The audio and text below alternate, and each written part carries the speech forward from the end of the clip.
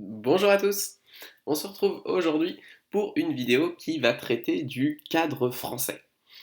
Si vous êtes résident français, résident physique et surtout résident fiscal, eh bien vous êtes sans doute à vous plaindre de la lourdeur de l'administration française ou à vous plaindre du fameux matraquage fiscal français. Aujourd'hui, on ne va pas discuter de l'état de l'impôt en France, mais on va se poser sur une situation très personnelle. Et c'était juste pour faire un rappel, puisque je trouve qu'il n'y a pas assez de personnes qui profitent de leurs droits. Effectivement, on vit en France et on a un paquet de devoirs, et notamment le devoir de payer nos impôts. Et aujourd'hui, en tant que citoyen français, eh bien, vous payez notamment vos impôts, que ce soit via la TVA, via votre impôt sur le revenu, via votre redevance télévisuelle et via moult autres manières, que ce soit sur vos charges salariales, la CSG, etc., etc. Cependant, vous avez aussi des droits. Et l'État français n'est pas avare hein, en droit. Je vais en mentionner deux parce que ce sont les plus répandus et parce que aussi je me suis rendu compte que dans les personnes que je côtoyais, eh bien, il y avait une part de la population qui est largement pas négligeable, qui ne demande pas le droit aux aides auxquelles elle a le droit. Alors typiquement, ça peut être par principe. On dit que bah voilà, on n'a pas besoin de l'État. Moi ce que je considère, c'est que l'État décrété un nombre de règles pour dire bon bah voilà, vous payez tant, vous recevez tant, et il y a une certaine logique derrière. Donc autant, eh bien, on paye nos impôts de manière à répondre à nos devoirs, autant si on a des droits, on les prend. Tout comme quand il y a des déductions fiscales, on a des droits, et eh bien on les prend. Et bien de manière très similaire, il y a beaucoup de gens qui ne font pas la demande de la prime d'activité.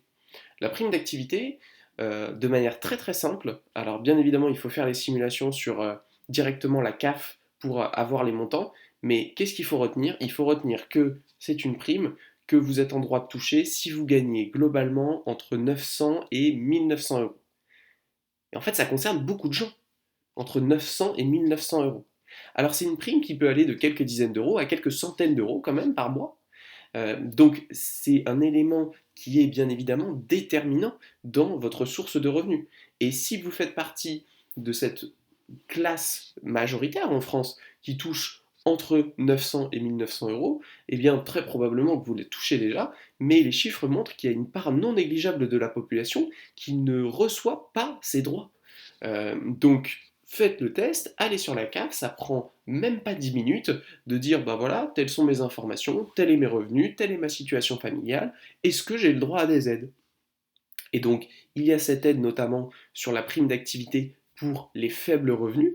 Alors on peut discuter le fonctionnement politique et le fait que ce soit une prime, l'implication que ça peut avoir sur le calcul de la retraite. Euh, voilà, il y a beaucoup de choses à discuter, mais là on se place vraiment du point de vue de l'individu à se dire, bon bah voilà, aujourd'hui moi je paye ce que je dois payer, et bien si j'ai des droits, autant que je les reçois. Donc première chose, c'est la prime d'activité, et deuxième chose, c'est la CAF.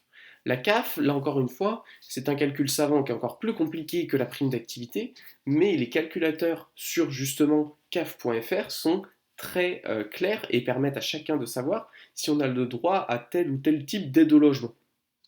Là encore une fois, l'aide au logement, ça peut être de quelques dizaines d'euros à quelques centaines d'euros en fonction du foyer et du logement.